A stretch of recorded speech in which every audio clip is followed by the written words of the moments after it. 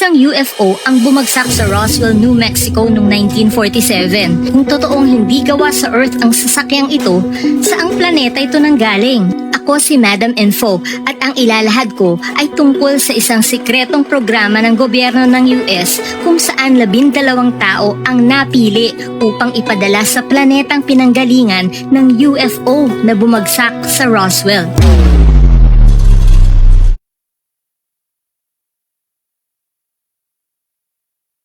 The Army Air Forces has announced that a flying disc has been found and is now in the possession of the Army. July 8, 1947 nang nabulabog ang mundo sa balitang mayroong flying saucer na napasa kamay ng militar ng US. Ang opisyal na anunsyo ay galing mismo sa intelligence officer ng 509th Bombardment Group sa Roswell Army Airfield na si Major Jesse Antoine Marcel Sr. matapos niyang imbestigahan ang report tungkol sa bumagsak na flying saucer sa isang rancho. Mabilis na kumalat ang balita maging sa ibang bansa, pero kinabukasan lang, July 9, ay naglabas uli ng pahayag ang militar upang pasinungalingan ang naunang anunsyo. Sinabi nilang ang natagpo ang mga material ay galing sa isang weather balloon o lobong pinapalipad na may dalang instrumentong susukat ng hangin, temperatura at humidity sa atmosphere. Tila sinadyang patayin ang balita at ang karamihan ay nakontento at naniwala na lang sa ikalawang anunsyo. Pero marami rin ang hindi nakalimot. Hanggang ngayon ay kinikilala ang Roswell, New Mexico bilang UFO capital of the world. Ang mga susunod na salaysay ay tumutukoy sa mga pangyayari pagkatapos ng insidente sa Roswell. Ang impormasyon ay galing sa aklat na pinamagatang Secret Journey to Planet Serpo, a true story of interplanetary travel. Ang source ng may akda ng libro na si Len Kasten ay isang grupo kung saan kabilang ang mga konektado sa gobyerno, partikular mga empleyado ng Defense Intelligence Agency o DIA na may direktang kaalaman sa mga klasipikadong impormasyon. Nasa kamay rin ng grupong ito ang diary ng commander ng misyong bumiyahe sa planetang pinanggalingan ng UFO. Ayon sa aklat, totoong may bumagsak na UFO sa Roswell, pero hindi isa, kundi 2 UFO ang bumagsak dahil nagkabanggaan ang mga ito sa ere. Ang pinakadetalyadong salaysay tungkol dito ay napapaloob sa mga serye ng sesyon kung saan kinailangang ipaalam ng mga tauhan ng Central Intelligence Agency o CIA sa dating Pangulo ng US na si Ronald Reagan ang mga pangyayari. Ang mga sesyon na naganap noong March 6 at March 8, 1981 at mula October 9 hanggang 12, 1981 ay naka-record sa 54 na audio cassette tapes na nakatago sa pangangalaga ng Defense Intelligence Agency. Narito ang ilang bahagi ng isa sa mga sesyon. Mr. President, noong July 1947, habang bumabagyo, 2 sasakyang extraterrestrial o ET ang bumagsak. Ang isa ay bumagsak sa bandang timog kanluran ng Corona, New Mexico at ang isa ay malapit sa Dayton, New Mexico. Kinalaunan ay natagpuan ng US Army ang parehong lugar. Na-recover nila ang mga sasakyan at isang buhay na alien. Tatawagin ko itong EBA-1. Ang ibig sabihin ng EBA, Mr. President, ay Extraterrestrial Biological Entity. Ang mga aliens mula sa kanilang planeta ay tatawagin nating EBANs. EBA-1? Ibig sabihin ay mayroon pang iba? Tama kayo, Mr. President. Mayroon pang iba. Okay, pasensya na. Sige, ituloy natin. Malamang ay tatalakayin mo rin ang lahat mamaya. Salamat, Mr. President. Lahat ng mga debris mula sa bumagsak na mga UFO at ang mga events na nakuha mula sa unang crash site ay dinala sa Roswell Army Airfield sa Roswell, New Mexico. Si EBA-1 ay ginamot para sa mga sugat na natamo niya. Pagkatapos ay dinala siya sa Los Alamos National Laboratories na siyang pinakaligtas na lokasyon para sa kanya. Kinalaunan ay inilipat ang mga debris sa Air Force Foreign Technology sa Dayton, Ohio. Ang pangalawang crash site ay hindi agad natuklasan. 2 taon pa ang lumipas nang matagpuan ito ng mga ranchero noong 1949. Walang buhay na aliens na nakita dito. Ang debris ay dinala sa Sandia Army Base sa Albuquerque, New Mexico. Sandali, may tanong ako. Dun sa unang crash site, ilang aliens ang nasa spaceship? 6 lahat, Mr. President. 5 ang nasawi at 1 ang nakaligtas. Ang mga labi ng mga nasawing events ay dinala sa Wright Field sa Ohio at pinreserba sa freezer.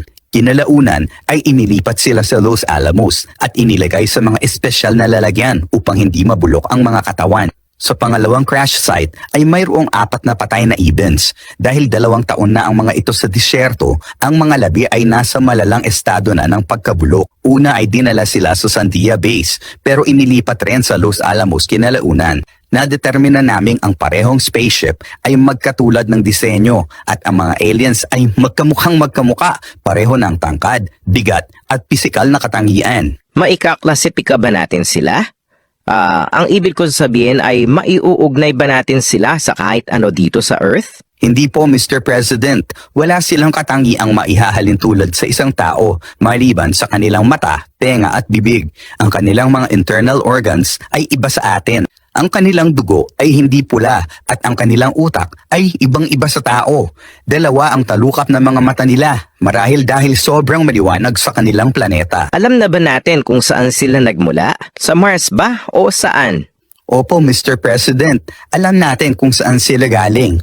Kung nais mo po, pwede ko na itong talakayin ngayon o pwede nating hintayin hanggang sa bahaging iyon ng presentasyon. Sige, pagpatuloy mo na, aantayin ko na lang.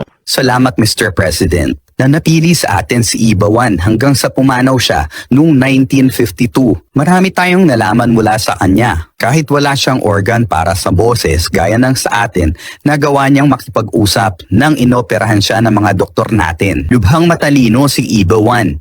Madali siyang natuto ng Ingles sa pamamagitan lang ng pakikinig sa mga militar na nag-alaga sa kanya. Mabait siya dahil kahit maraming mga scientists at doktor ang naroon upang pag-aralan siya, ni minsan ay hindi siya naimis o nagalit. Tinulungan niya tayong alamin yung mga bagay na naroon sa mga bumagsak na spacecraft.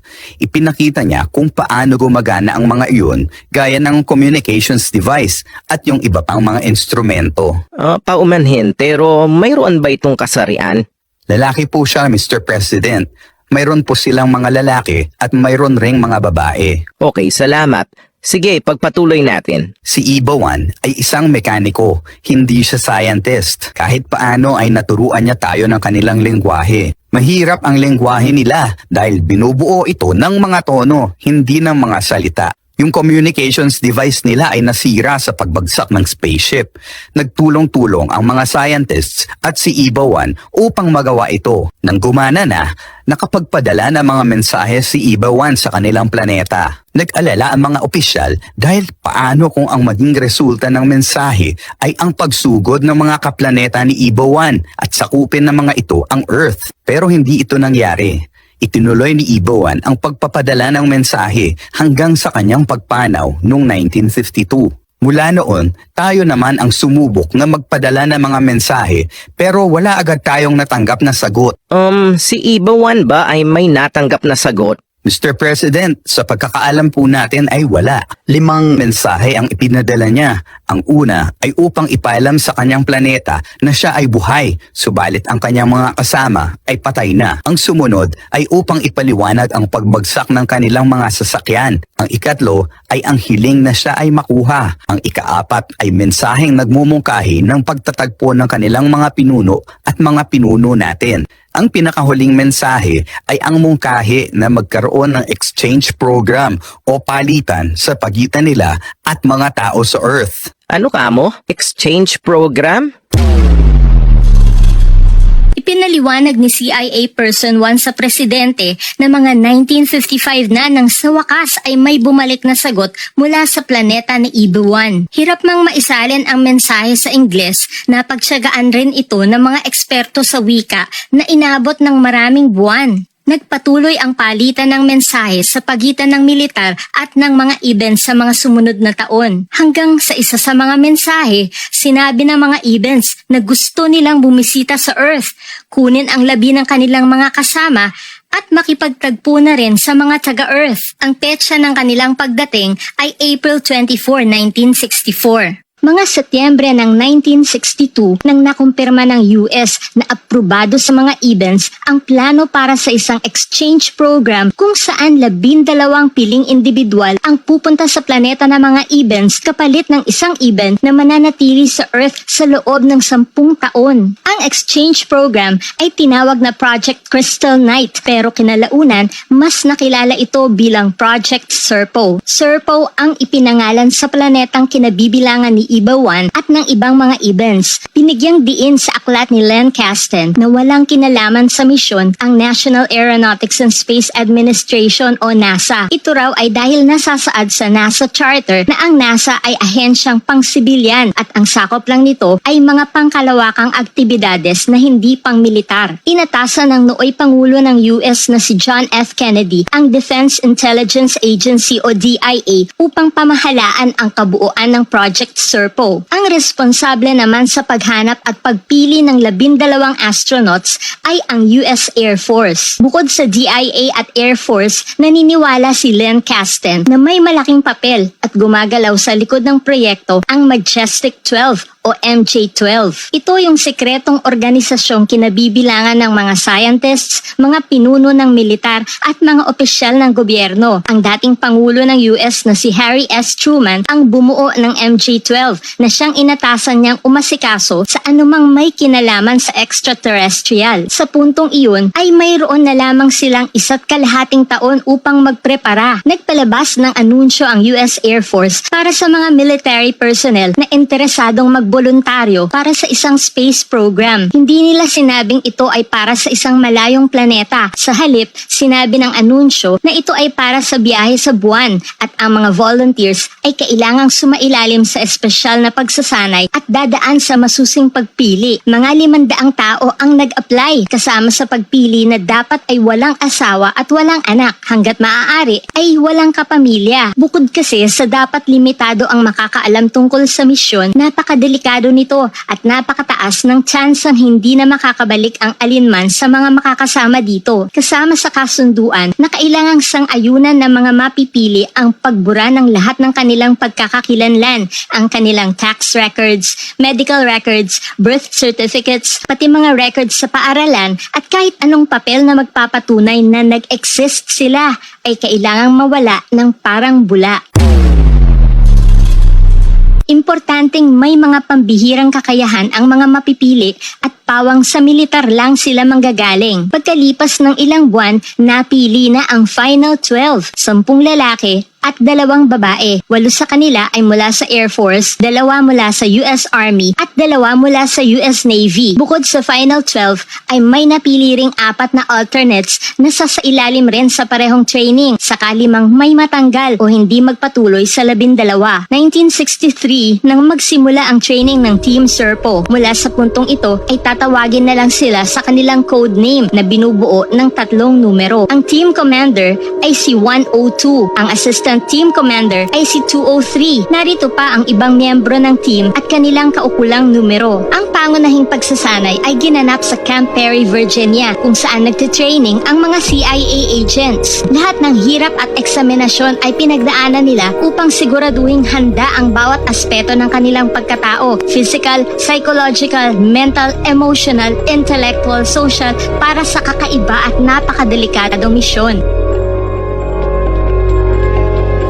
Ang 4 na piloto sa team, sina 102, 203, 225 at 308 ay may nakabukod na espesyal na pagsasanay sa Nevada Test Site sa Area 51. Maraming linggo rin silang naglagi doon upang pag-aralang paliparin ang isa sa mga UFO na na-recover ng militar. Ito ay buo pa at hindi nawasak na kagaya ng isang spacecraft. April 24, 1964. Ito na ang petsa ng pagdating ng mga events sa Earth. Ang landing site ay sa may Holloman Air Force Base sa New Mexico. 16 na opisyal ng gobyerno ang sumalubong sa mga events. Naroon rin ang 12 crew ng Team Serpo at nakahanda na ang mga 45 tonelada ng mga supplies at kagamitang dadalhin nila papuntang Serpo. Isang koponan ng mga events ang bumaba sa kanilang spacecraft. Isa sa mga ito na malamang ay opisyal ang nag-abot ng isang instrumento sa isa sa mga opisyal ng US. Ito pala ay isang translator na may mikropono at screen. Kapag nagsalita sa mikropono,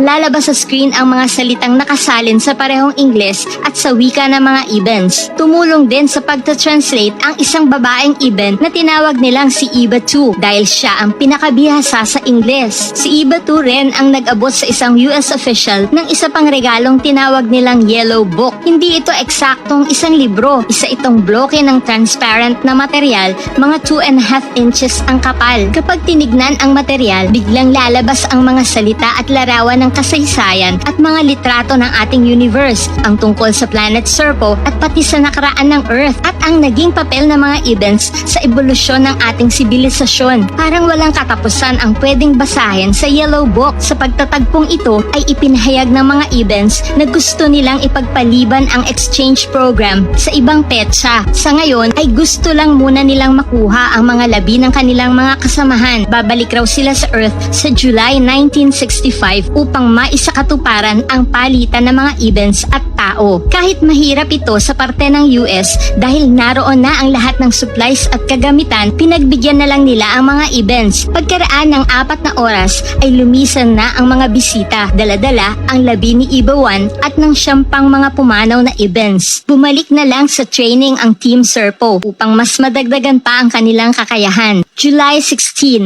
1965, dumating sa takdang oras ang 2 Eben spacecraft. Ang landing site naman ay sa Nevada Test Site malapit sa Area 51. Ang nag-iisang Eben na maiiwan sa Earth kapalit ng Team Serpo ay bumaba sa spacecraft at isinakay sa sasakyan ng militar upang dalhin sa pasilidad para sa mga aliens sa Los Alamos Laboratories. Ang 12 miyembro naman ng Team Serpo ay sumakay na sa spacecraft kasama ng mga Ebens at ang kanilang kargamento ay isinakay rin doon ng mga tauhan ng militar. Ang mamumuno sa misyon sa panig ng mga Ebens ay ang tinatawag na Mission Voyage Coordinator o MVC. Narito ang listahan ng kanilang mga dalahin.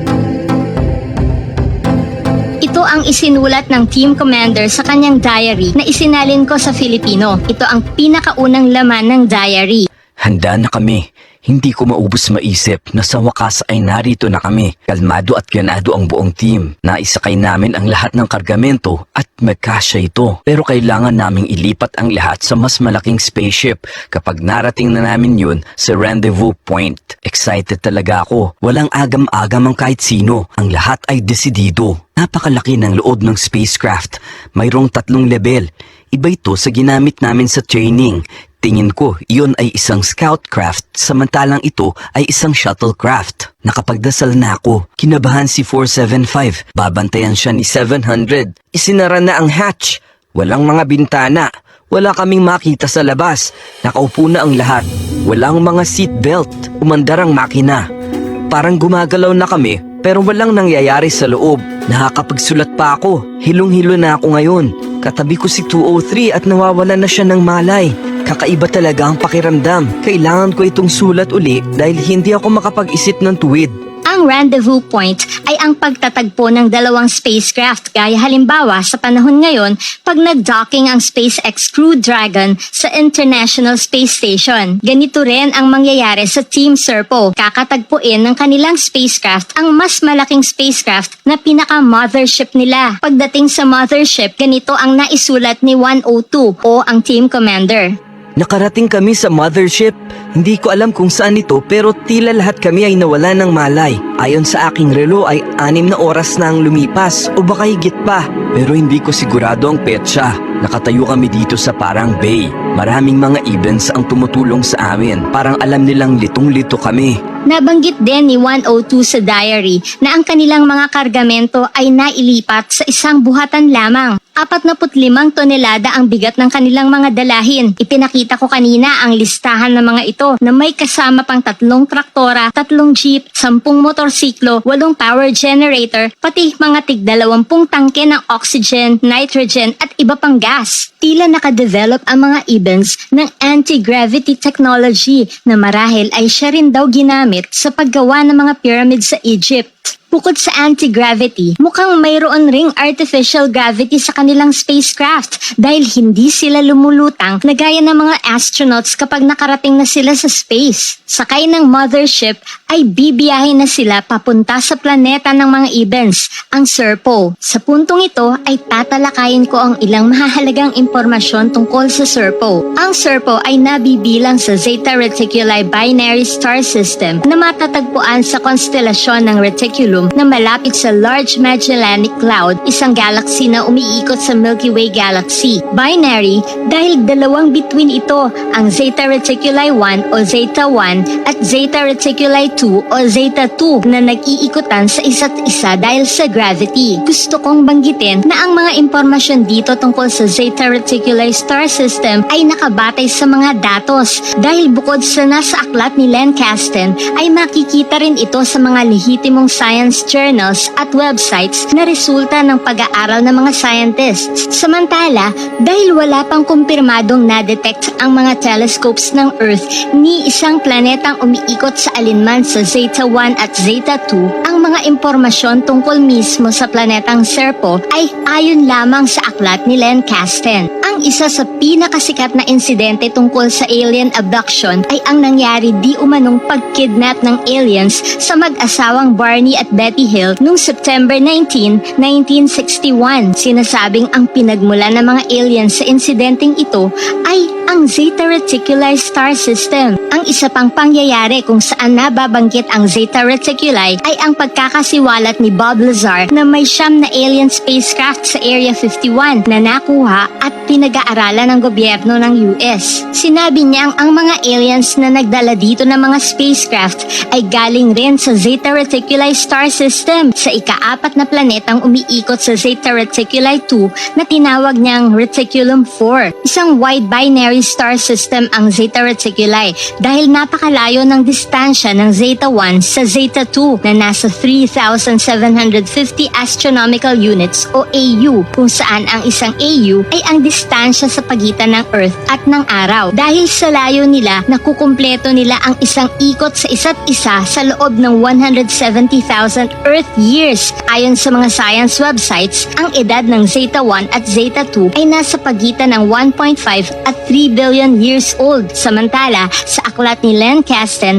ang mga ito ay nasa 5 billion years old na. Dahil ang Zeta 1 at Zeta 2 ay napakalayo sa isa't isa, malamang ang mga planeta dito ay umiikot lang sa isa sa dalawang bituin. Ang Serpo o Reticulum 4 ay ang ika-4 sa 6 na planetang umiikot sa Zeta 2. Gaya ng ang Earth, ang ikatlo sa 8 planetang umiikot sa Araw. Mapapansin natin dito na tila iisang planeta lang ang Serpo at ang planetang tinutukoy ni Bob Lazar. Nakakakumpleto ang Serpo ng isang ikot sa Zeta 2 sa loob ng 432 Earth days. Ibig sabihin, ang isang taon dito ay 432 Earth days. Ang isang araw naman sa Serpo ay 43 hours. Ang Zeta 1 at Zeta 2 ay malaki ang pagkakapareho sa ating araw, kaya sinasabing sila ay mga solar analogs o solar twins. Gaya ng araw, sila ay G-type main sequence stars. Ang laki ng Zeta 1 ay mga 92% ng laki ng ating araw, pero ang Zeta 2 ay kaunting-kaunti lang ang diferensya dahil ang laki nito ay 99% ng laki ng araw. Isa ito sa dahilan kung bakit hindi imposibleng magkaroon ng buhay sa planetang umiikot dito, lalo na kung ang planeta ay kasing tulad ng Earth at kaparehong layo ng Earth sa araw. Mas maliit at mas magaan lang ng kaunti ang Serpo sa Earth. Mayroon itong 2 buwang umiikot dito. Nakatabingi o nakatilt ang axis ng Serpo, kaya ang bandang hilaga nito ay mas malamig. Ang atmosphere dito ay kaparehas ng sa Earth at nagtataglay ng mga elements na carbon, hydrogen, oxygen at nitrogen. Ang sibilisasyon ng mga Edens ay tinatansyang nasa mga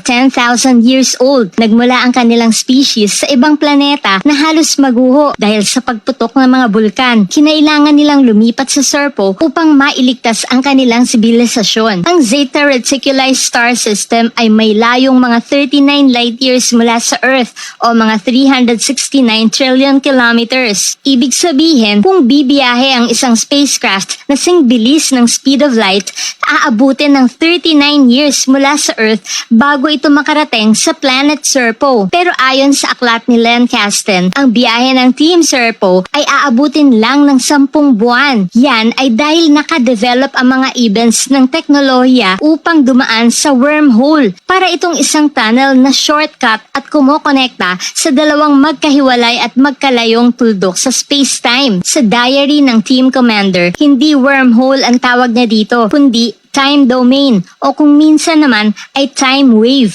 Sinabi niyang habang nasa loob sila ng time domain, lahat sila ay masama ang pakiramdam, laging nahihilo at parang may sakit. Nang binigyan sila ng mga events ng makakain, lasa daw itong papel. Si 700 at 754 lang ang kumain nito at sila lang rin ang gumanda ang pakiramdam. Ang tubig naman ng mga events ay mukhang gatas pero lasang mansanas. Nang ininom nila ito, ay bumuti rin ang pakiramdam nila. Sa halos buong biyahe na nasa loob sila ng wormhole, ay inilagay ang bawat isa sa kanila sa kanya-kanyang lalagyan na parang malaking mangkok na gawa sa salamin. Madalas ay natutulog lang sila doon at paggising naman nila ay hindi nila maalala ang mga pangyayari. Pagkalabas nila ng time domain o wormhole, umayos na lahat ang kanilang pakiramdam. Sa puntong ito ay sinabi ng MVC na nangalahati na sila sa biyahe. Inilabas na sila sa mangkok at pinayagang maglakad-lakad sa mothership. Sa huling bahagi ng biyahe, isinulat ng team commander na pumanaw si 308. Hindi nila alam kung paano. Gusto man i-examine nila 700 at 754 na pawang mga doktor ang katawan ni 308, hindi sila pinayagan ng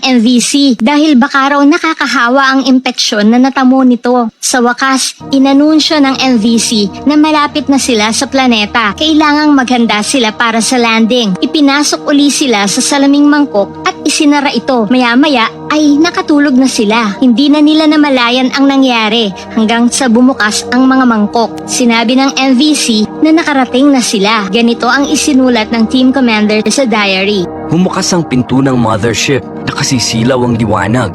Sa unang pagkakataon ay nakita namin ang planeta. Bumaba kami sa rampa. Maraming mga events ang sumalubong sa amin. Magkakamukha sila maliban lang kung iba ang kanilang kasuotan. Pero may isang kapansin-pansin dahil mas matangkad siya kaysa sa iba. Lumapit siya sa amin at nagsalita. Siya pala ang pinuno ng Serpo. Ipinahayag nito sa pamamagitan ng isang translator na malugod niya kaming tinatanggap. Maya-maya ay pinapunta kami sa isang bukas na arena. Pagtingala ko, nakita ko ang bughaw na langit. Napakaaliwalas nito. Dalawa ang araw na nakikita namin. Mas maliwanag ang isa kaysa sa isa. Kasama sa report ng Team Serpo ang libo-libong mga litrato at video na nakuha nila mula sa planeta. Pero walang lumabas mula sa mga ito, maliban sa isang larawan, ang larawan ng 2 araw ng Serpo. Sa pagpapatuloy ng diary ng Team Commander sa unang araw nila sa Serpo, Parang disyerto ang tanawin. Wala kaming makitang halaman. May mga burol pero puro lupa lang ang naroon. Tila ito ang pinakabayan. Sa gitna ay may napakalaking tore. Mga 300 feet. Sa tuktok ng tore ay may salamin. Hindi kaya ng mga mata namin ang liwanag kung walang sunglasses. Tigam ang lupa. Saan kaya sila nagpapatubo ng mga halaman para sa kanilang pagkain? Anong klaseng planeta ito? Ang hirap isiping dito kami mamumuhay sa loob ng 10 taon. Mukha namang mababait ang mga events na naroon. Pero nagulat kami dahil may narinig kaming nagsasalita ng Ingles. Ang galing niya at bihasang-bihasa maliban sa hindi niya mabigkas ang letrang W. Siya pala si Eva 2. Yung kasama sa partido ng mga events na naglanding sa Earth upang kunin ang mga namatay nilang kasamahan. Welcome daw kami sa Planet Serpo. Siya ang opisyal na translator at guide ng Team Serpo. Binigyan niya ang bawat isa sa amin ng isang device. Dapat daw ay lagi namin itong suot. Nilagay namin ito sa aming mga sinturon. Sadyang napakainit. Tinanong ko si 633 kung ano ang temperatura. 42 degrees Celsius. Grabe, hinubad na namin ang mga jacket namin kaya ang spacesuit na lang ang suot namin. Sinamahan ni Eva 2 ang Team Serpo sa kanilang tutuluyang bahay. Nagtaka sila dahil para sa isang sibilisasyong advanced sa pagdating sa teknolohiya, tila sinauna pa rin at napakasimple ang klase ng pamumuhay ng mga events. Napakasimple lang rin ng kanilang mga bahay na parang dome na gawa sa semento pero kapag hinawakan ay para itong matigas na goma. Niwala silang kagamitan na maihahalin tulad sa aircon dito sa Earth gayong napakainit ng klima doon. Mayroong 4 na magkakatabing dome. Sa likod ng mga ito ay may underground na bodega. Bumaba kami sa rampa at nakita namin dito dinala ang mga kargamento namin. Malaki ang lugar na ito at mas malamig.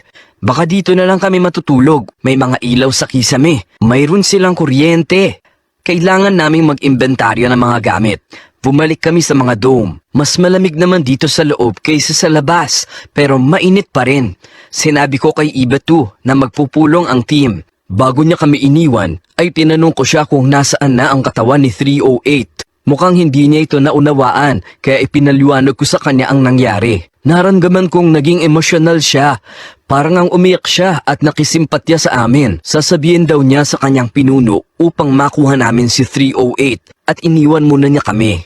Sa meeting ay iminungkahi ni 633 na ang araw na ito ang simula ng aming kalendaryo, ang unang araw namin sa Planet Serpo. Nagugustuhan ng team si Iba 2 dahil maasikaso ito at dama nila ang kanyang malasakit. Mukha ring isa siya sa pinakamatalino sa mga events. Sa unang gabi ng team ay halos hindi sila nakatulog dahil sa init. Parang hindi gabi dahil hindi dumidilim sa Serpo. Ang isa lang sa 2 araw ng Serpo ang lumulubog, pero ang isa ay permanente lang na nasa langit na parang parating hapon. Ang mga events pala ay hindi natutulog na gaya natin. Nagpapahinga lang sila sa ilang partikular na oras. Kinabukasan, isinama ni Iba 2 ang team sa kainan. Kinailangan nilang lumakad papunta sa isang malaking gusali. Nasa loob ang kainan na may mga lamesa gaya ng sa isang food court. May mga 100 events ang kumakain ng oras na yon. Ang sabi ng team commander sa kanyang diary, Pinagtinginan kami ng mga events, pero pinagpatuloy lang nila ang kanilang pagkain. Hindi pala sila nagluluto sa kanilang mga tahanan.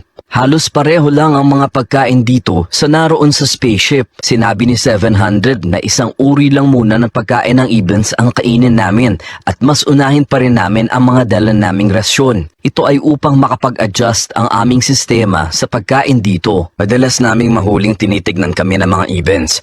Sa pagkakataong ito, kami ang bisita, kami ang aliens, kami ang naiiba ang itsura. Pero may isa na hindi mukhang even. Mas malaki siya. May mahahabang braso at binti. Para siyang lumulutang habang dumaan siya sa harapan namin. Tinanong ko si Iba 2 kung may ibang klase ba ng even. Itinuro ko sa kanya ang napansin naming kakaibang nilalang. Sinabi niyang hindi ito isang even. Galing daw ito sa planetang Korta at isa ring panauhin tulad namin.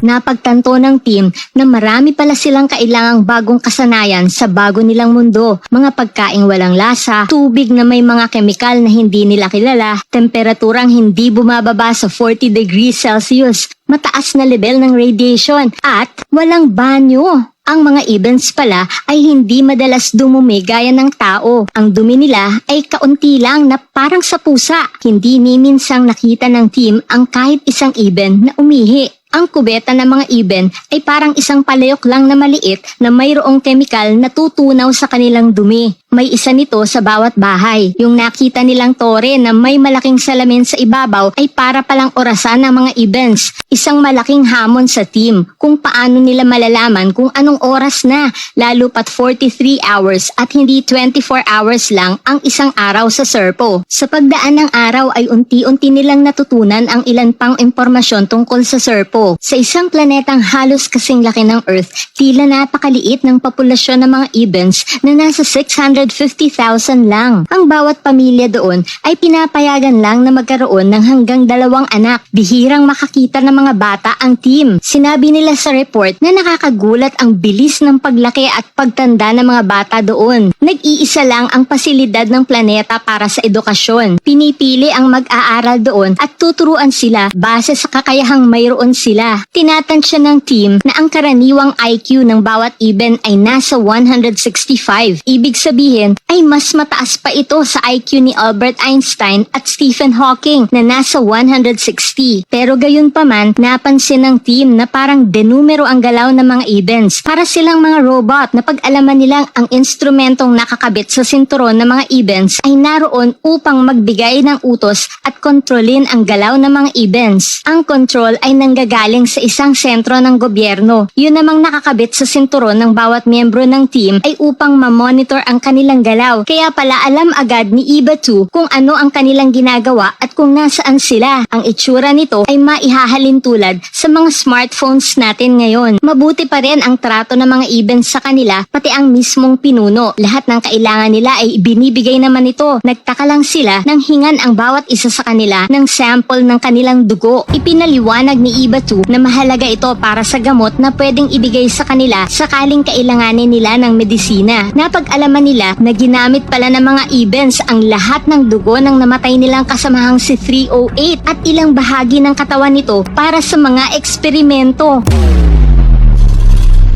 Sa tingin ng team, hindi na ito tama. Walang pahintulot ang team commander sa anumang pwedeng gawin sa labi ni 308. Ilang beses na nilang tinangkang hilingin ang katawan ni 308 pero wala silang napapala. Sinubukan nilang pumunta sa building kung saan pinaniniwalaan nilang naroon ang labi ni 308 pero kinumpronta agad sila ng mga 6 na Ebens. Nang sinabi nila ang kanilang pakay, sinabi ng isa sa mga ito na nakaimbak ang katawan ni 308 at hindi nila ito pwedeng kuhanin. Gayunpaman, tumuloy pa rin silang 11. Nilagpasan nila ang 6 na Ebens at pumasok sila sa building. Nakita nila ang mga lalagyan ng mga labi pero hindi nila mabuksan ang mga ito. Inutusan ng team commander si 899 na kunin sa bodega ang kanilang mga pampasabog upang mabuksan ang mga lalagyan. Biglang lumitaw si EVA-2 at ang pinuno.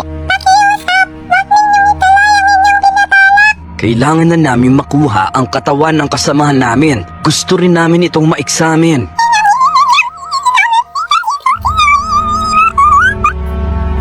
Sasamahan namin kayo sa aming doktor.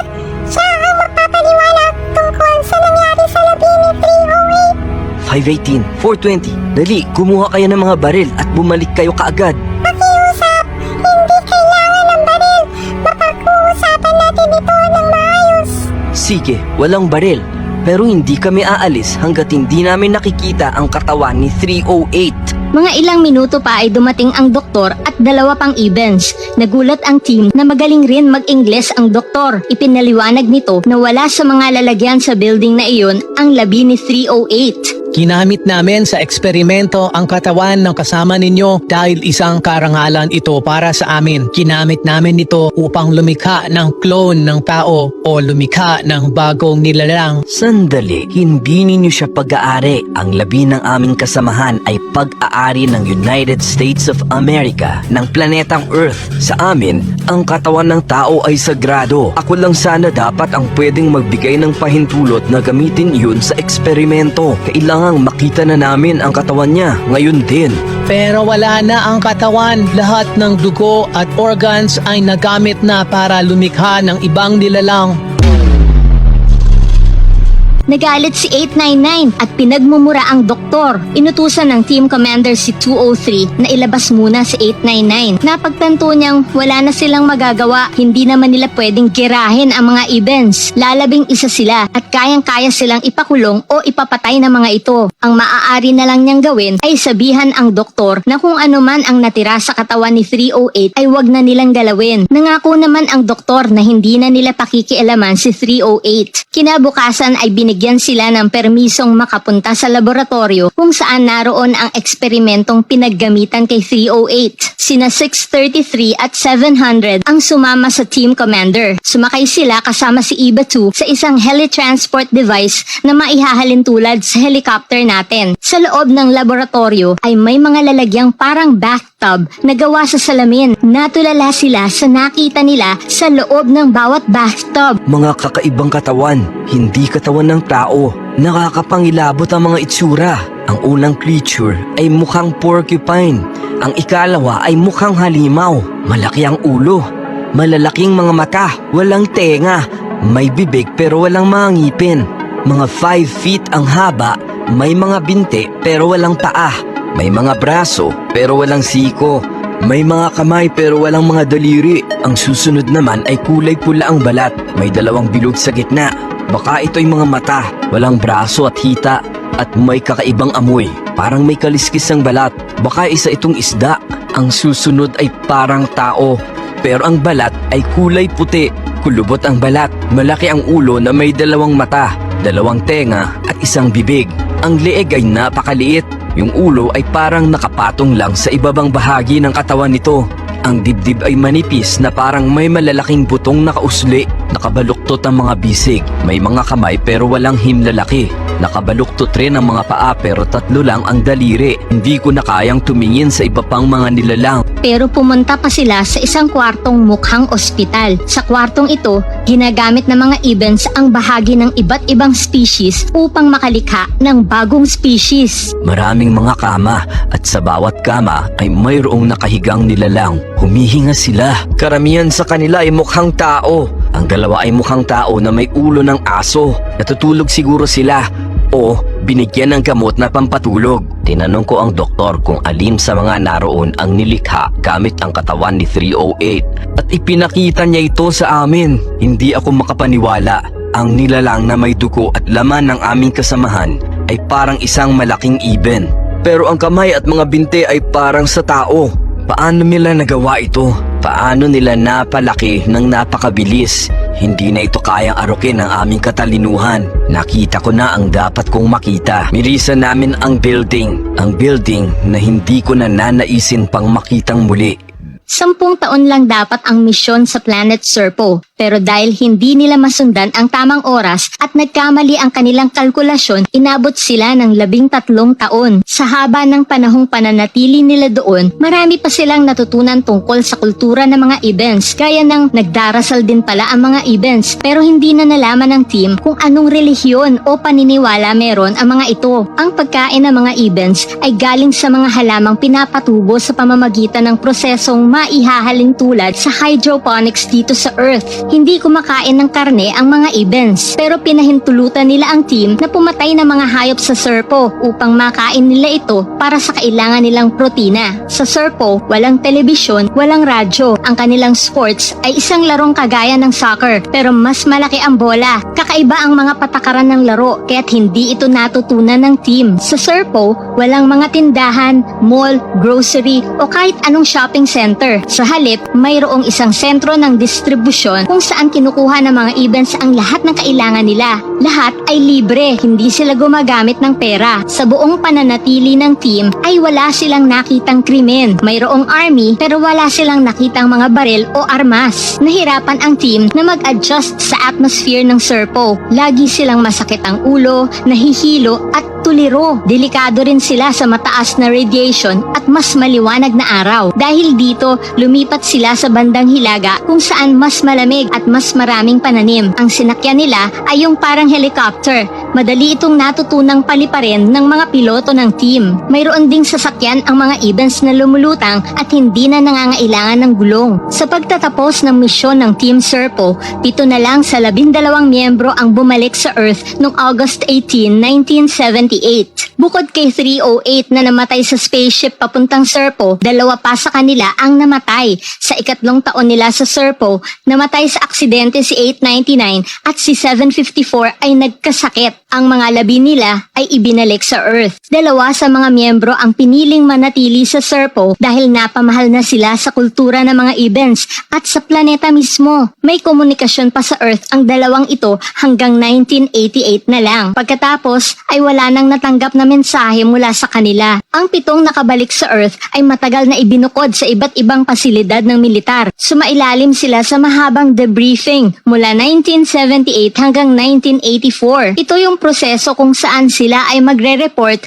kukwestiyonin at susuriin ang lahat ng nangyari sa kanilang misyon. Ang Air Force Office of Special Investigation ang nagsagawa nito. Kasama rin sa sinuri ang 5,419 na cassette tapes na naglalaman ng mga voice recording ng lahat ng miyembro ng team. Ang team commander na sa una ay nagsusulat lang sa diary, kinalaunan ay gumamit na rin ang cassette recorder upang doon ilahad ang kanyang mga karanasan. Mula sa debriefing ay nakabuo ng mga 3,000 pahinang opisyal na report. Ito ngayon ay nakatago sa isang vault sa headquarters ng Defense Intelligence Agency sa Bolling Air Force Base sa Washington, D.C. Kasama ang lahat ng dokumento, tapes at larawan patungkol sa misyon sa Serpo. Kung naalala ninyo ang isa sa kasunduan bago pinili ang final 12 na miyembro ng Team Serpo, pagbalik nila ay burado na lahat ang kanilang pagkakakilanlan. Nakakalungkot na hindi sila nabigyan ng nararapat sanang karangalan at papuri gaya ng sa mga astronauts na bumabalik sa Earth mula sa space. Sa ngayon, lahat sila ay pumanaw na.